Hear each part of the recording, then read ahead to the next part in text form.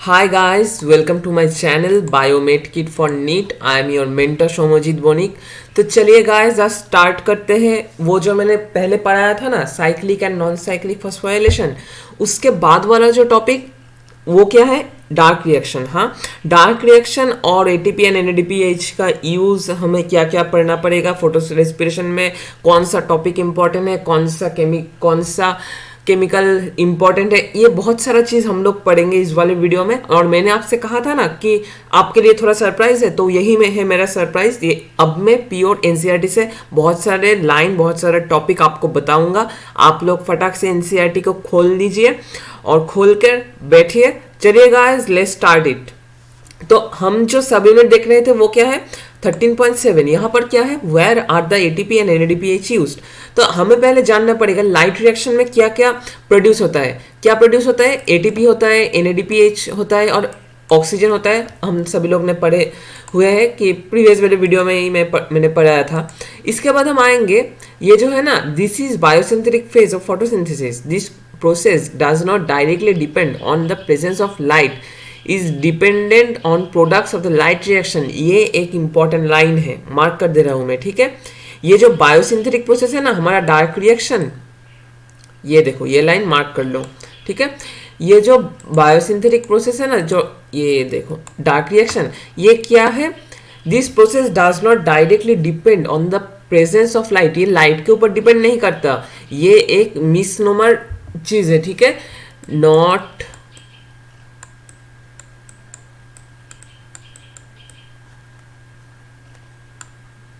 ठीक है, लाइट के ऊपर डिपेंड नहीं करता, ठीक है। यहाँ पर और एक लाइन लिखा हुआ है, biosynthetic phase as the dark reaction is misnomer. इसे हम कह रहे हैं, यहाँ पर एक क्वेश्चन दिया हुआ है एनसीईआरटी में, बायो डार्क रिएक्शन क्या मिसनोमर है। हम कह सकते हैं हाँ, ये डार्क में नहीं होता, ये day plus night all time ही ये चलता है, ठीक है। ये किसके ऊपर डिपेंड करके चलता है, मैं सामने जाकर जब मैं साइकिल्स आपको बताऊंगा तब आप देख सकेंगे क्यों मैं ये कह रहा हूँ, ठीक है। तो इसके बाद हम आएंगे, ये जो डार्क रिएक्शन है ना, वो इन्वेंट किन्होंने किया था, रेडियो आइसोटोप्स। ये देखो, just after world war two का सीजन था, उसमें क्या हुआ था, among the several efforts to put radio isotopes to beneficial use, the work of Melvin Calvin. ये एक इंपॉर्टेंट नेम है, ठीक है, इंपॉर्टेंट नाम है ये, Melvin kelvin is exemplary. The use of radio active C14 by him is in algal photosynthesis. ये एक क्वेश्चन आने का चांस यहाँ से है, ठीक है। किसके ऊपर एक्सपेरिमेंट हुआ था, एल्गल फोटोसिंथेसिस, ठीक है। Studies led to discovery that first CO2 fixation product was 3 carbon compound. ये देखो, अब से शुरू हुआ कॉन्सेप्ट। अगर हम यहाँ पर एक C14 को ले लें, C14 को ले लें, मतलब C14O2, ठीक है। C14O2 अगर वो सेल के अंदर जाएगा, एनवायरनमेंट में अगर ये हम दे दे, सेल के अंदर जब जाएगा, अगर कोई एक प्रोडक्ट तुम समझ लो, जो मैं इससे लिख रहा हूँ, ये एक प्रोडक्ट है, ठीक है, फिक्सर प्रोडक्ट है जो CO2 को फिक्स करता है, ठीक है। फिक्सर प्रोडक्ट के जाने के बाद ये क्या होगा, ये तो फिक्सर प्रोडक्ट यहाँ पर प्रेजेंट है, ठीक है। और यहाँ पर देखो क्या हुआ, अंदर CO2 बैठ गया, ठीक है। तो ये प्रोडक्ट क्या हुआ, ये प्रोडक्ट है 3 कार्बन ऑर्गेनिक एसिड, ठीक है। 3 कार्बन ऑर्गेनिक एसिड बाद में बताऊंगा मैं और भी डिटेल्स में, ठीक है। He also contributed to working out the complete biosynthetic pathway, hence it was called Calvin cycle. ये तो हो गया कुछ इधर उधर का बात, हिस्ट्री का बात। The first product identify was, important question है, ठीक है। First product identified was 3 phosphoglyceric acid और 3 PGA, ठीक है। ये एक इंपॉर्टेंट क्वेश्चन है, आपको इस तरह से क्वेश्चन आएगा। मेल्विन केल्विन ने जो इन्वेंट किया था 3 कार्बन कंपाउंड, और क्वेश्चन आ सकता है अगर C3 साइकिल में, मैं नेक्स्ट वाले पेज में बताऊंगा, C3 साइकिल में जो फर्स्ट फिक्स्ड प्रोडक्ट है वो क्या होता है, वो है 3 फॉस्फोग्लिसरिक एसिड। क्वेश्चन, ठीक है, लिख दे रहा हूं मैं। ये तो हो गया हमारा। इसके बाद हम देख लेते हैं इसका स्ट्रक्चर क्या होता है, ठीक है। थोड़ा देर रुक जाइए।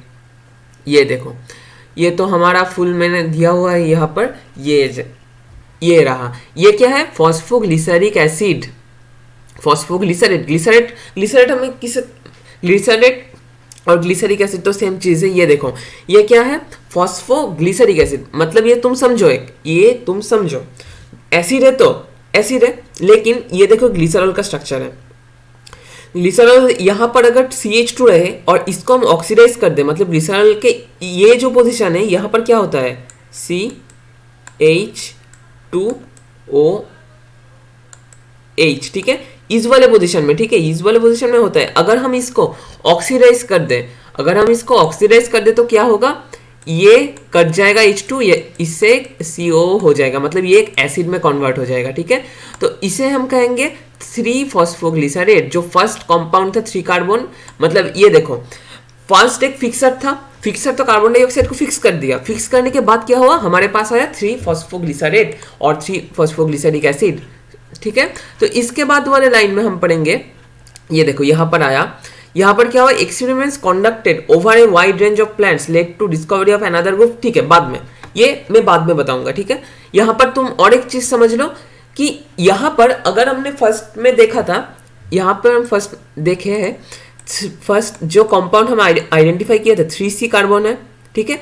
CO2 अगर फिक्स हो जाए एक प्लांट के अंदर, ठीक है, प्लांट मतलब प्लांट 1 समझ रहे हैं, ठीक है, प्लांट 1 समझ रहे हैं, ठीक है। लेकिन और एक प्लांट हमारे पास था उस टाइम पे, यहाँ पर है ना वाइड रेंज ऑफ प्लांट्स के ऊपर एक्सपेरिमेंट किया गया था, वाइड रेंज ऑफ प्लांट्स, उसमें से कुछ प्लांट हमें ऐसे दिखे कि जिसके अंदर हमें 3 कार्बन नहीं मिलता है, कार्बन डाइऑक्साइड अगर फिक्सर से फिक्स हो जाए तो हमें क्या मिलता है, 4 कार्बन कंपाउंड मिलता है, ठीक है। ये है प्लांट टाइप 2, ठीक है, लिख दे रहा हूं, समझ लेना थोड़ा सा, ठीक है। ये हो गया, तो इससे हमें आइडेंटिफाई कर सकते हैं, मतलब 3C ये क्या है, ये है फॉस्फोग्लिसरेट, 3-फॉस्फोग्लिसरेट। यहाँ पर जो है ना 4C क्या है, ऑक्सालो एसिटिक एसिड, ये देखो यहाँ पर ऑक्सालो एसिटिक एसिड, मतलब ये हुआ एक C3 प्लांट, क्योंकि इसका फर्स्ट प्रोडक्ट 3 कार्बन होता है, और 4C प्लांट यहाँ पर फर्स्ट प्रोडक्ट 4 कार्बन का होता है, ठीक है। इसके बाद हम आएंगे यहाँ पर जो है ना मेन हम साइकिल में हम घुस जाएंगे, ठीक है। साइकिल क्या था, C3 साइकिल। C3 साइकिल में कुछ स्टेप्स होते हैं, C3 साइकिल में स्टेप्स क्या होता है, फर्स्ट होता है कार्बोक्सिलेशन, ये देखो कार्बोक्सिलेशन में क्या होता है, carboxylation is the fixation of CO2 into A stable organic intermediate. ये एक इंपॉर्टेंट क्वेश्चन है, कह रहा हूं इंपॉर्टेंट क्वेश्चन किस लिए है, इसलिए है कि यहां पर देखो, अगर तुम्हें पूछा जाए what is carboxylation is the fixation of CO2, ठीक है। फिक्स कार्बोक्सिलेशन क्या है, फिक्स CO2, ठीक है, एक इंटरमीडिएट में फिक्स हो जाता है, ये देखो स्टेबल ऑर्गेनिक इंटरमीडिएट के अंदर फिक्स हो जाता है, इसे हम कहते हैं कार्बोक्सिलेशन, ठीक है। और carboxylation is the most crucial step, ये तुम्हें समझना पड़ेगा, ठीक है, अगर क्वेश्चन आ जाए, ठीक है। ये वाला पार्ट में टोटल ही इस तरह से कर दे रहा हूं मार्क, ठीक है, सॉरी ये मार्क थोड़ा ज्यादा ही कर दिया मैंने, ये देखो अब मैं दिखा रहा हूं, ये देखो ये एक इंपॉर्टेंट जगह है, एनसीईआरटी में देख लो, और यहाँ पर ये देखो, और मैं कर दे रहा हूं, ये देखो crucial step of Calvin cycle, समझे ना आप, ये तुम्हें समझना पड़ेगा, most crucial step Calvin cycle.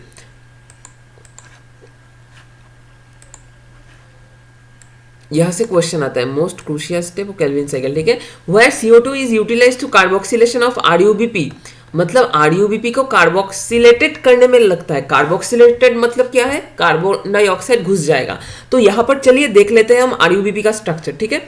ये जो है ना, ये समराइज करके मैं यहाँ पर ही बता रहा हूँ, ये देखो यहाँ पर क्या है, यहाँ पर ये है, देखो RuBP का स्ट्रक्चर है ये, ठीक है। RuBP का स्ट्रक्चर में हमें क्या दिखा, तुम लोग जब जो क्लास 12 में हो वो केमिस्ट्री में पढ़े होगे कि कार्बोहाइड्रेट का स्ट्रक्चर वो एक्सेट्रा बहुत सारे चीज होता है, ठीक है। वहां पर ये देखो क्या है, 1 carbon 2 carbon 3 carbon 4 carbon 5 carbon, ठीक है, रिब्यूलोज, और यहाँ पर क्या कीटोन है एक, ठीक है, कीटोन ग्रुप है।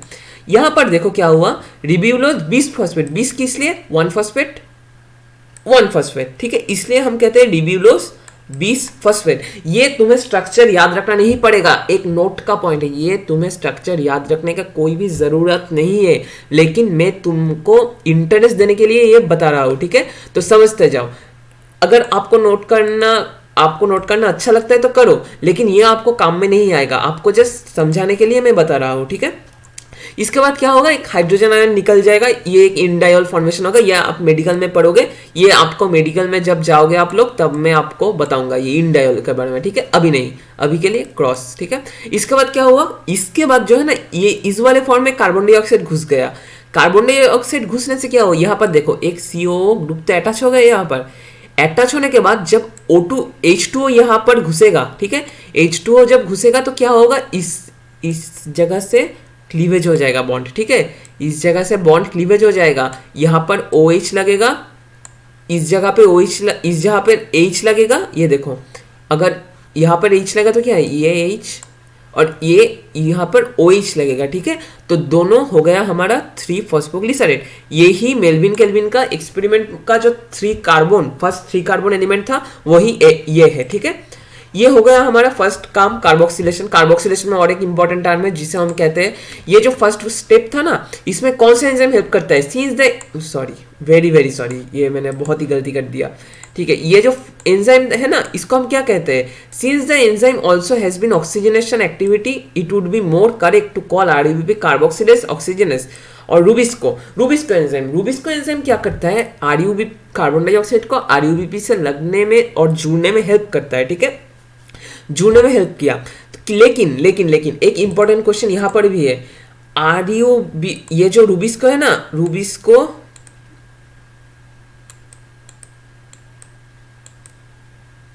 ठीक है, रूबिस्को का मोर एफिनिटी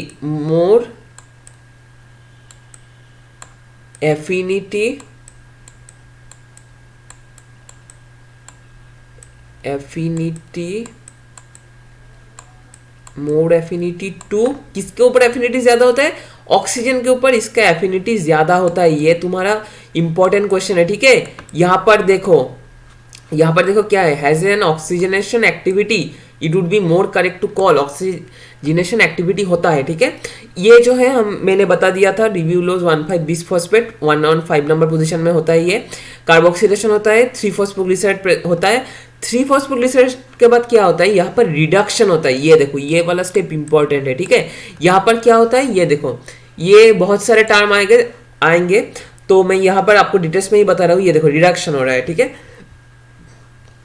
रिडक्शन में क्या होगा, रिडक्शन में होगा कि ये देखो, ये क्या है, 3 फॉस्फोग्लिसराइड के ऊपर 6 ATP पहले अटैक करेगा, ठीक है। यहां पर तुम एक कैलकुलेशन समझ लो, ये था एक RUBP, एक से क्या हुआ, 2 फॉस्फोग्लिसराइड, ठीक है, 2 फॉस्फोग्लिसराइड हुआ वहां पर, ठीक है। तो अगर हम यहाँ पर 3 फॉस्फोग्लिसराइड ले एक ही ले रहे हैं 3 फॉस्फोग्लिसराइड, ठीक है, एक 3 फॉस्फोग्लिसराइड को ले ले, और हम और भी डिटेल्स में जब जाएंगे तो हम जान पाएंगे कि एक ग्लूकोज सिंथेसिस के लिए, मतलब हमें ये चीज़ एक लिखना पड़ेगा यहाँ पर, रुको थोड़ा सा, ये लिख दे रहा हूँ मैं, ये आपको नोट रखना पड़ेगा। 1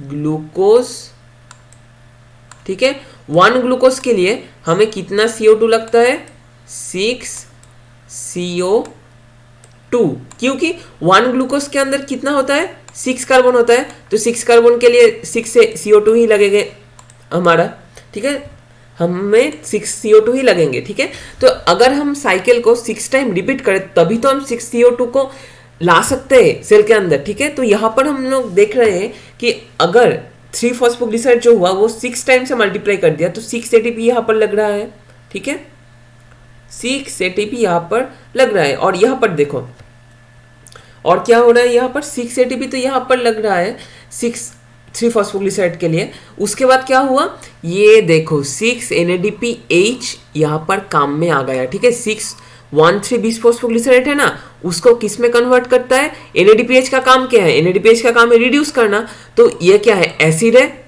अगर ये एसिड है तो ये एल्डिहाइड में रिड्यूस हो जाएगा, तो उसे हम कहेंगे 6 ग्लिसरॉल्डिहाइड 3 फॉस्फेट, ठीक है, 3PGALD, ठीक है। ये हो गया हमारा और एक काम, ये देखो यहाँ पर लिखा हुआ है, रिडक्शन हो गया, ATP NADPH लगा, ट्राइफॉस्फेट, मतलब 3PGALD।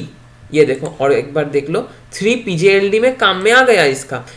आने के बाद इसे ही हम यहाँ पर NCERT में कह रहे हैं ट्रायोसफॉस्फेट। ट्रायोसफॉस्फेट से क्या होता है, प्लांट्स में ट्रायोसफॉस्फेट से ग्लूकोज नहीं होता, सुक्रोज होता है, समझना पड़ेगा, समझने का चीज है। ग्लूकोज नहीं होता, सुक्रोज होता है, ठीक है। ये जो एनसीईआरटी में लिखा है ना सुक्रोज और बाद में स्टार्च, ये तुमको याद रखना पड़ेगा। ग्लूकोज, ठीक है, ग्लूकोज प्लस फ्रुक्टोज हम कहते हैं इसको सुक्रोज, ग्लूकोज प्लस ग्लूकोज क्या होता है मोल्टोज, ग्लूकोज प्लस गैलेक्टोज लैक्टोज, ये आपको याद रखना पड़ेगा, मैंने एक बार रिवीजन करा दिया, ठीक है। इसके बाद हम जो है ना जो रिडक्शन, ये देखो the step involve utilization of 2 molecules of ATP for phosphorylation of 2 NADP and 2 of NADPH for reduction per CO2 fixed, ठीक है। अगर एक CO2 के लिए हमारा कितना ATP और NADP खर्च होगा, मतलब कितना हम कंज्यूम कर रहे हैं यहाँ पर 2 ATP, ठीक है, और कितना NADPH खर्च कर रहे हैं 3 molecules of ATP for phosphorylation and 2 NADPH for reduction per CO2 molecule, ये तो, और यहाँ पर 2 NADPH,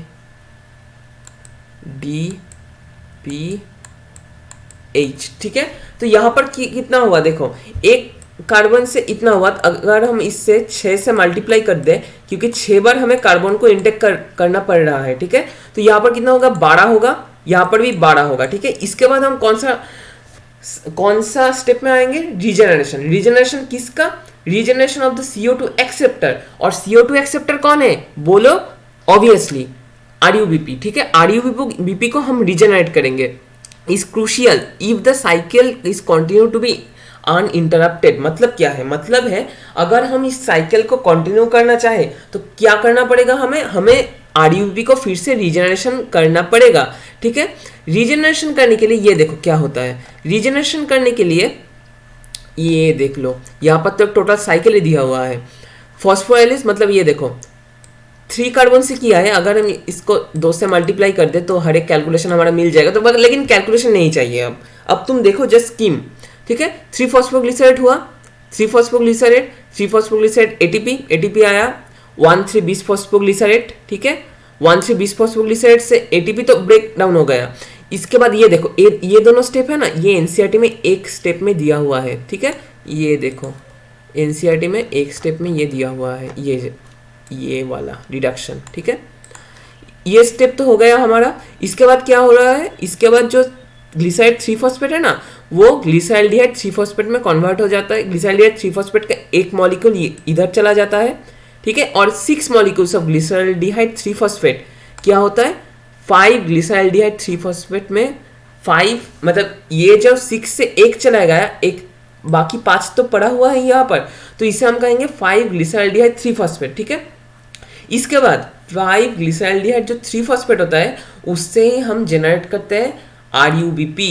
मतलब ये देखो, अगर हम एक ग्लिसराइल्डिहाइड 3 फॉस्फेट ले लें, ठीक है, एक ग्लिसराइल्डिहाइड 3 फॉस्फेट ले लें, मिडिल का एक स्टेप आएगा जिसमें प्रोड्यूस होता है RUMP मोनोफॉस्फेट। जब उससे ATP बाइंड करता है, मतलब ATP जब उससे आता है इस तरह से ATP, ठीक है, ADP में कन्वर्ट हो जाता है, तो क्या होता है RUBP। मतलब यहाँ पर एक स्टेप होता है RU मोनोफॉस्फेट से बाइफॉस्फेट होने में भी ATP लगता है, ठीक है। तो टोटल में देख लो अब कितना ATP खर्च हुआ।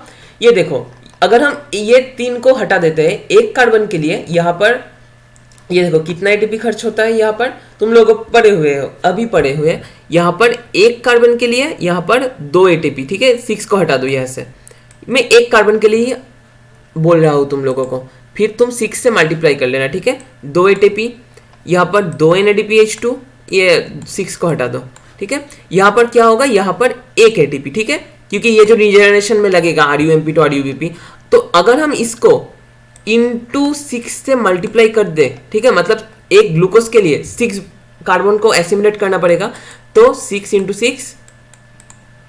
6 और क्या हुआ, मतलब ये 12 और यहाँ पर 1 इंटू 6 मतलब क्या हुआ 6, तो 18 ATP हमें लगेंगे एक ग्लूकोज प्रोड्यूस करने में, ठीक है। और क्या होगा, और 12 NADPH हमें लगेंगे एक ग्लूकोज को प्रोड्यूस करने में, ठीक है। ये एक इंपॉर्टेंट कॉन्सेप्ट है, इंपॉर्टेंट क्वेश्चन है, मैं बार बार बता रहा हूँ, ये एक इंपॉर्टेंट क्वेश्चन है, आपको याद रखना पड़ेगा, ठीक है। 6 टर्न्स, यहाँ पर सेम चीज लिखा हुआ है, देखो 18 ATP 12 NADPH, ठीक है। तो इसी के साथ हमारा C3 का साइकिल कंप्लीट हो गया।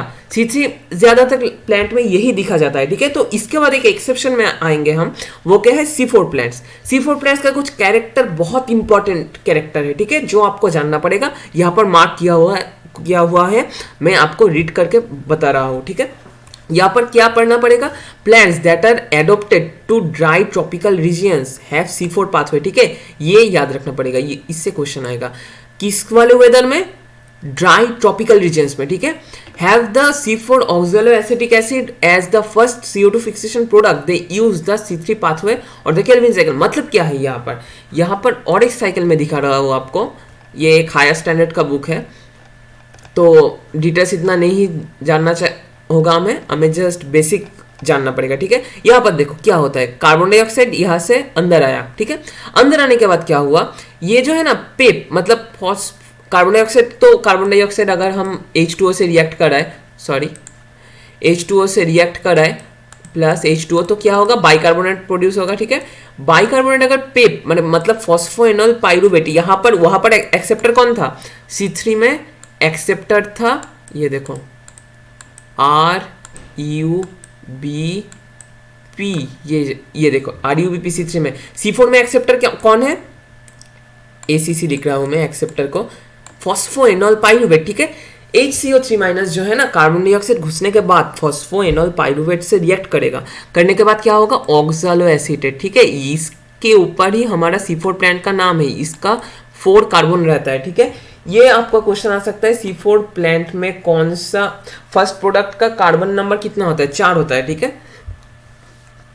ये तो हो गया। इसके बाद ये देखो कौन सा लेयर में होता है, मेसोफिल लेयर में। मैं आपको साइकिल पहले बता रहा हूँ, NCERT का भी बता दूंगा अभी। ये देखो ये क्या हुआ, C4 हो गया। ऑक्सैलोएसिटेट जो है ना, ऑक्सैलोएसिटेट अब क्या होगा, वैक्यूल में चला जाएगा, एक प्लेस में चला जाएगा। जाने के बाद वो किस में कन्वर्ट होगा, मैलेट में। मैलेट में किससे कन्वर्ट होगा, ऑक्सैलो। अगर आप लोग स्ट्रक्चर देखो और भी डिटेल स्ट्रक्चर देखो, तो आप लोग जान पाओगे कि oxaloacetate is the oxidised form of malate, ठीक है। तो ऑक्सैलोएसिटेट को अगर हम रिड्यूस कर दे तो हमें मैलेट मिलेगा, ठीक है। क्लोरोप्लास्ट के अंदर ये रिएक्शन हो रहा है यहाँ पर, ठीक है। क्लोरोप्लास्ट, सॉरी वैक्यूल नहीं, क्लोरोप्लास्ट। ये एक इंपॉर्टेंट क्वेश्चन है, किसके अंदर ये चीज होता है, ठीक है, क्लोरोप्लास्ट।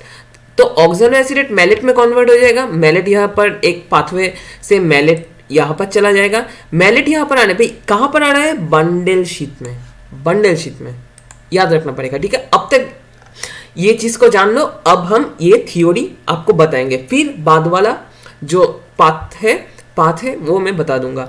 इसके बाद हम क्या होगा, हम यहाँ पर C4 plants are special, they have special type of leaf anatomy.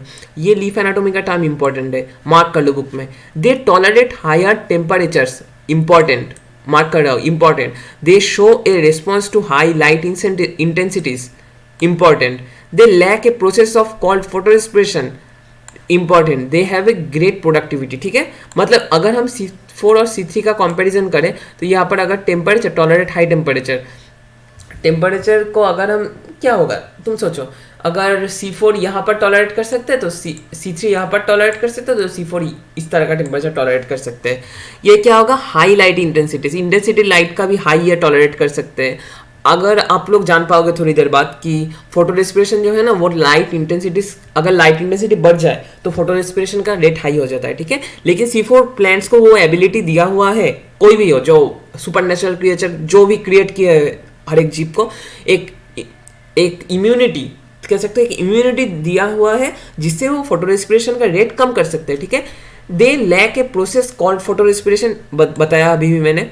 Have a greater productivity of biomass. अगर तुम समझो ना, फोटो रेस्पिरेशन अगर कम हो तो ऑब्वियसली प्रोडक्टिविटी बढ़ जाएगा। तो इसके बाद हम क्या आएंगे, किस पे आएंगे, बंडल शीथ सेल्स, ठीक है। ये क्या है, C4 plants, the particularly large cells around the vascular bundles of the C4 plants are called bundle sheath cells। ये देखो यहाँ पर बंडल शीट में तो ये आया, ठीक है, बंडल शीट में आया, लेकिन बंडल शीट यहाँ पर चारों तरह से घिरा हुआ होता है इस वाले लेयर से। ये देखो बता रहा हूँ, called particular large around the vascular bundles, ठीक है, ऑफ C4 प्लांट्स और bundle sheath cells and the leaves which have such anatomy से द क्रैंच एनाटोमी। तो आपको ये क्वेश्चन आएगा ही आएगा, क्रैंच एनाटोमी क्या है और क्रैंच एनाटोमी किस में देखा जाता है।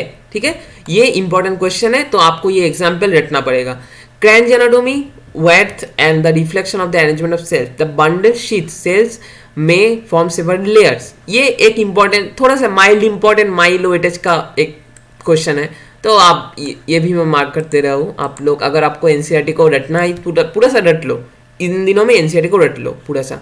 Around the vascular bundles they are characterized by having a large, ये इंपॉर्टेंट क्वेश्चन है, एक मॉक टेस्ट में मेरा आया था। ये 4-5 जो चार कैरेक्टर्स है ना, 3 दिया हुआ था, एक रॉन्ग कैरेक्टर था, वो आइडेंटिफाई करने दे सकते हैं उन लोगों को। ठीक है, having a large number of chloroplast, thick walls impervious to gaseous exchange and no intercellular spaces. ठीक है, ये इसके साथ हमारा ये वाला जो है, ये 4 चीज तुम्हें याद रखना पड़ेगा, मस्ट ऑब्वियसली तुम्हें जानना पड़ेगा। ठीक है, C4 प्लांट्स का एग्जांपल क्या है, मेज, शोरगम। और एक एग्जांपल मैं बता रहा हूँ, थोड़ी देर 2 मिनट रुक जाओ, और एक चीज मैं जो बता रहा हूँ वो क्या है, और कुछ एग्जांपल है, लिख लो फटाक से, ये नोट कर लो क्या है वो, शुगर केन। ठीक है, चला आ जाएगा, कभी कभी चला आता है बाहर से क्वेश्चन। ठीक है, plant morphology, sugar cane, sugar cane. ठीक है, शुगर केन, और क्या है, मेज तो यहां पर हो गया, शोरगम भी हो गया, एमारेंथस याद रखना,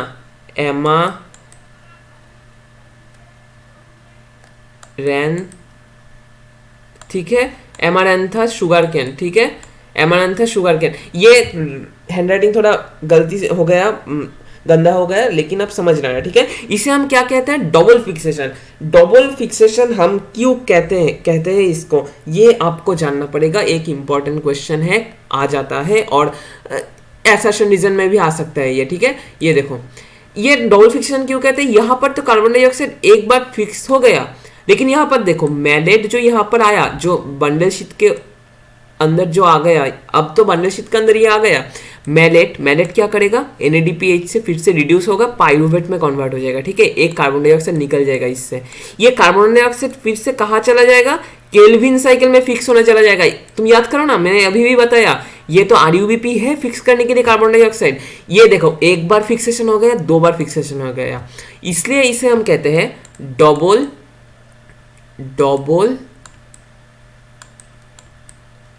फिक्सेशन।